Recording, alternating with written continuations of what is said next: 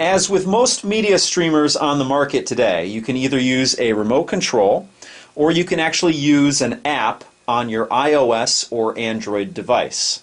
So in this video, I'm going to show you a Boxee Box remote app on Android and on iOS. Now you have several options to choose from on both platforms. Some you pay for and some are free. Now there are specific apps written for iPad and iPhone. In this case, I'm going to show you an iPad app and a regular Android app. So let's get started. Now if you can see here on my iPad 3, there's an app over here called Control, and then there's another app over here called Boxee. The Boxee app over here is an iPhone app, and Control is an iPad app. So we're going to click on Control here and open up the app. I'm going to try and show this to you. Obviously the iPad is fairly large. Fortunately, we're only going to focus on the upper right hand corner up here. Now this Control app seems to allow you to access media from your Boxee onto your iPad, but it will not allow you to do this with the Boxee Box. Now if you don't know what I'm talking about, there's Boxee software that you can put on your computer, whether it be Mac, Linux, or Windows. You can find a version of it on download.com. Boxee no longer supports that. Boxee is focusing on the Boxee Box hardware. So if you can see here, you have several options to control the device. I'm going to go to the middle selection up here, which says Remote. What you get here is a directional control with a select button in the center and a mute button up here and a back button there. So what I'm going to do is I'm going to click up here, and there we go. So here we are on the Boxee apps here, and what I'm going to do is I'm going to use the remote here to back out of that. I'm just going to hit the back button here, and it brings me to the menu here, and I'm going to go over to Web, and I'm doing this all on the app here. So I want to bring up a web page, so I'm going to click on the keyboard icon in the upper right hand corner up here, and it brings up the keyboard, the on-screen keyboard. And with the new version of iOS, you actually have the microphone, the speech-to-text option on this device. So I'm going to click on that. YouTube.com. Okay, apparently it only got the Y. Let me try to actually spell it out. youtube.com. Okay, not working out too well. But fortunately we still do have the on-screen keyboard down here, so let me type out YouTube on it the old-fashioned way.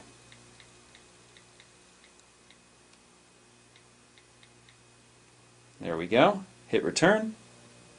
Alright, hitting return won't launch it, so I'm just going to go back to the remote app up here and click on select. There we go. So I don't know if you can see here, but I'm actually pushing on the directional button on the app here, and it's moving the pointer on the screen. So I'm actually going to go to the Boxee Box unboxing down here.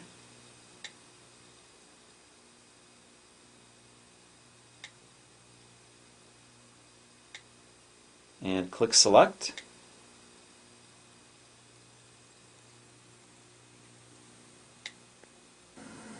Okay, in this video we're going to do an unboxing of the Boxee Box. Now I can actually mute the video straight from the app here. So if you look in the upper right hand corner, there's a mute button. I'm going to toggle it on and off here.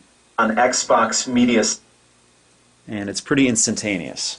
Now a lot of media streamers have iOS and Android apps that you can control them with. So this feature for Boxee isn't unique, but it is a nice feature to have. Even though the Boxee Box remote has a keyboard on the back of it, a full QWERTY keyboard, it's still nice to have the on-screen keyboard of your Android or iOS device, especially if you're in a dark room. Because the keyboard on the Boxee remote isn't backlit, but obviously your tablet or cell phone is. So that was Control for the iPad 3. And as I said, there are several different apps that you can choose from. This one just so happened to be a free app. I saw another app on there for $2.99. Pick what you find is going to work best for you. Now let's move on to Android.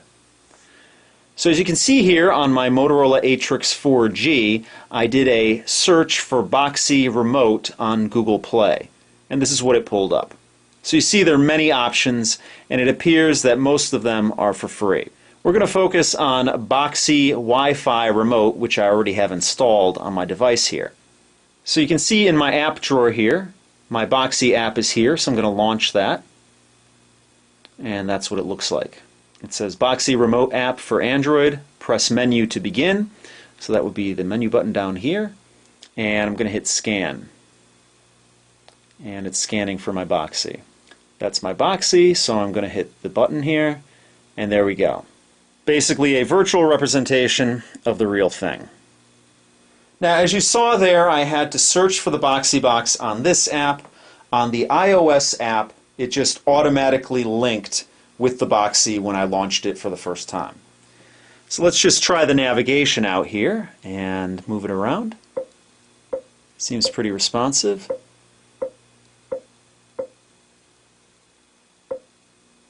Then, of course, you have your select button in the center, you have your play pause button up top, and your back to menu button down here. So let's press that button, and it brings up the home menu.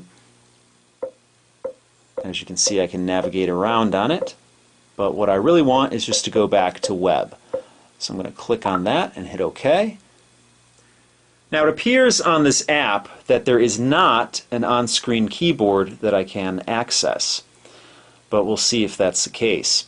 So right now it says enter URL on my web browser here, so I'm going to click OK on the device here, and actually an on-screen keyboard popped up on the device, so that's nice. So as it popped up on the screen, when needed, it'll pop up on this app. So voice to text has been synonymous with Android for quite some time. So let's try out the voice to text feature on this. I'm going to click on the microphone down here. YouTube.com. Okay, again we have failure here. We only got the M. Let's clear that out and try it again. youtube.com. Again, only the M. So that's a little disappointing. Some of the streaming boxes allow you to do voice to text on their Android apps. Maybe there is an app for the Boxee that does allow that, but obviously I haven't come across it yet. So let me just use the virtual keyboard on the Android phone here to type out YouTube. Okay, same situation. I'm going to use the directional pad here to move the pointer on the screen there, as you can see, just by holding it down. In this app, it seems a little bit slower than the iOS version. So here we go. I'm on my video page here, and I'm going to move it down. And this is actually painfully slow to move the cursor in the web browser with this app. Usually you're not using a cursor or a pointer, but you do use it in the web interface on this device. Normally it's just a left or right or up or down click on the directional button. So I'm going to click on another one of my videos here. This is the Boxee Box Hands-On Overview Part 2 that featured a look at the apps on the device here. And I'm going to click the OK button here. And it should launch it. So there you go. You can actually control your Boxee box with an Android or an iOS app. Unfortunately, neither app allowed you to use voice to text effectively, but it is a nice option to control your device with either your cell phone or your tablet. And again, like I said, these are not the only apps available, but I did pick them for this demonstration. So that's pretty much it for this video. If you have any questions or comments, please post them down below. If you like what you see, please subscribe. And if you want to help out my channel, give me a thumbs up or favorite this video. Thanks for watching, and I'll see you guys next time.